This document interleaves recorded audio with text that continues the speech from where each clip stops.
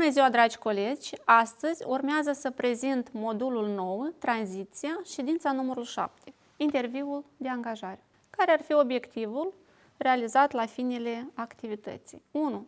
Familiarizarea cu etapele interviului de angajare ale unei probe practice. 2. Exersarea abilităților de comunicare și pregătirea pentru interviu. La etapa de evocare, vă propunem împreună cu minorul să vizionați o secvență video în care este simulat un interviu de angajare. Pe baza analizei acestei secvențe, veți deduce împreună cu minorul care ar fi etapele de pregătire pentru un interviu de angajare. Astfel, care ar fi aceste etape? Colectarea informației despre compania în care urmează să se angajeze tânărul. 2. Să anticipeze întrebările care urmează să fie adresate de către angajator. 3. Să pregătească un discurs, un caracter logic și structurat. Este important ca minorul să perceapă interviul de angajare ca o vânzare dublă. Astfel, angajatorul este cel care vinde locul de muncă, iar posibilul angajator este cel care merită să ocupe acest loc de muncă.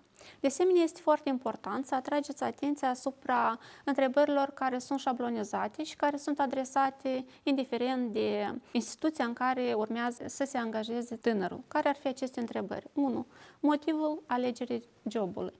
Atunci când prezentăm motivul alegerii unui job, ar fi important să ne axăm mai mult pe capacitățile profesionale și mai puțin pe însușirile care ne caracterizează ca personalitate. Acest lucru ar trebui să-l conștientizeze și minorul.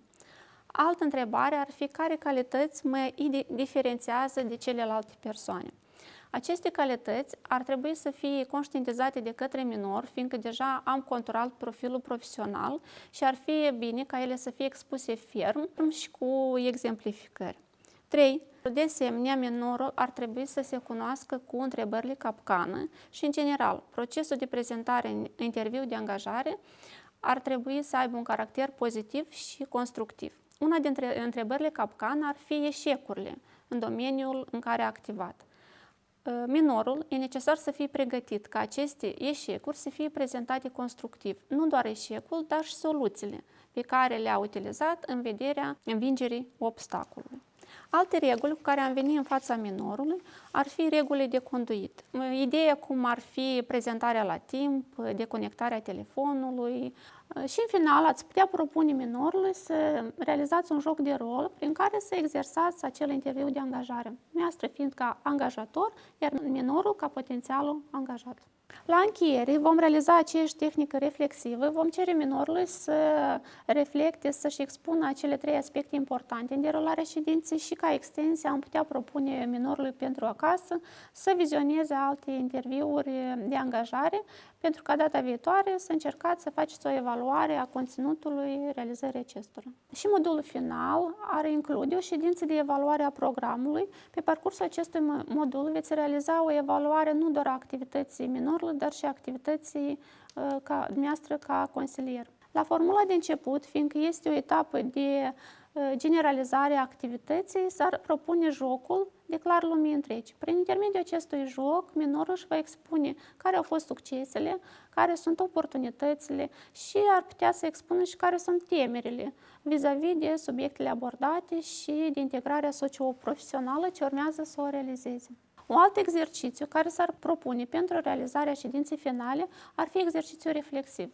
Acea interacțiune dintre așteptările minorului, așteptările consilierului și a instanței de judecată. Astfel, minorul își va expune punctul de vedere referitor la conținutul prezentat în trainingul vocațional, pe când și succesele care le-a obținut.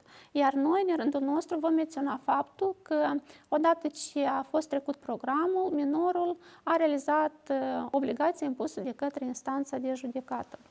Ați putea aplica și tehnica pe care treapta ai ajuns astfel, determinând care ar fi nivelul motivațional în ceea ce privește integrarea socio-profesională a minorului. Și ca încheiere, minorului se va propune să completeze un chestionar de evaluare.